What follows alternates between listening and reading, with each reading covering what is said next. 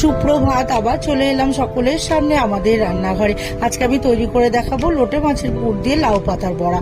আমি লোটে মাছটাকে আগে সেদ্ধ করে আমি কাটা ছাড়িয়ে মাছটাকে বার করে রেখেছি। এবার আমি কড়াইতে তেলের মধ্যে পেঁয়াজ, আদা, রসুন, কাঁচা লঙ্কা, টমেটো সব কুচোনো দিয়ে তার মধ্যে লোটে মাছটাকেও দিয়ে দেবো। দিয়ে এবার পরিমাণ মতো নুন, হলুদ, স্বাদ মতো একটু চিনি, একটু লঙ্কার গুঁড়ো দিয়ে ভালো করে নাড়াচাড়া করে যখন একটু লোটে মাছের একটু কাঁচা ভাবটা চলে যাবে, তারপরে ধনেপাতা কুচি ছড়িয়ে দিয়ে নাড়িয়ে চাড়িয়ে নামিয়ে নেবো। নিয়ে ঠান্ডা করব। তারপরে ততক্ষণ আমি ব্যাটারটাকে করে নেবো।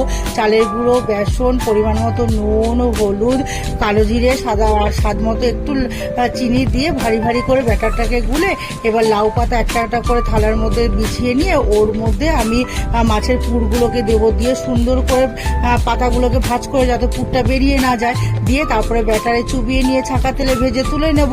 তাহলেই তৈরি হয়ে যাবে লোটে মাছের পুর দিয়ে লাউ পাতার বড়া।